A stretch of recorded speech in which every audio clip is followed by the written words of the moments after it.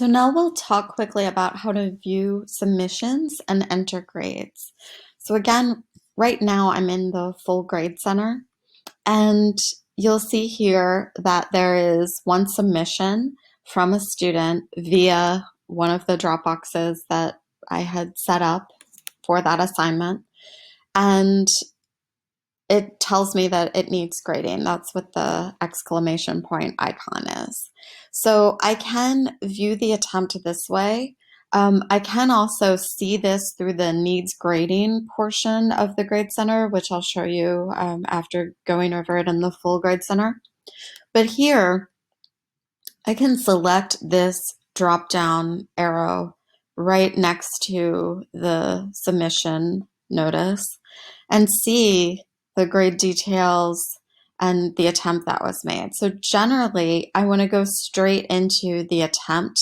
And if a student has submitted more than one document or item, or if they submitted a draft and then they've submitted a revision, or you gave them a chance to submit another attempt, you'll see potentially two attempts, or you'll see different dates next to the attempts, and you can select whichever one you want. But here I just have one of them. So I'm going to click on that.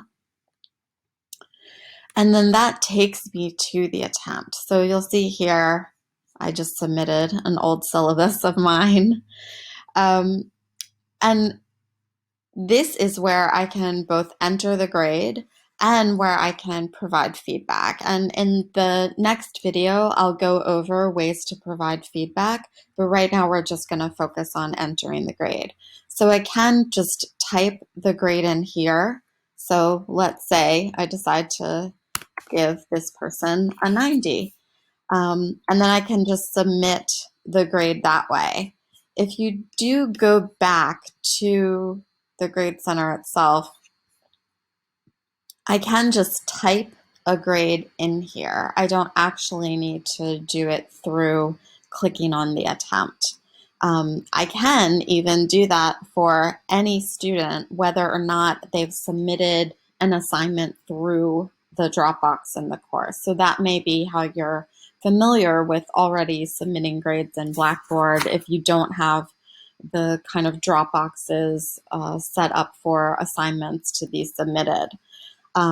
So it's really easy for me to also override a grade this way manually by just typing something in. I can always change a grade via this box. So, and generally for this assignment, because I have percentage listed as the way that it's primarily graded, that's what I'm inputting. So I'm typing in, an 85, a 90, a 97, anything that is the equivalent of a percentage on a 100-point or 100% scale.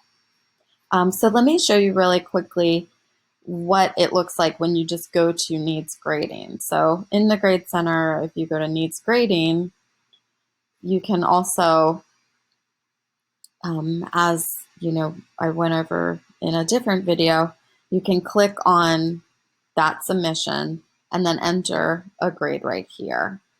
So it's, again, just depending on what your preference is. There are several easy ways to get into the Grade Center and to see submissions and then to input grades right in those columns.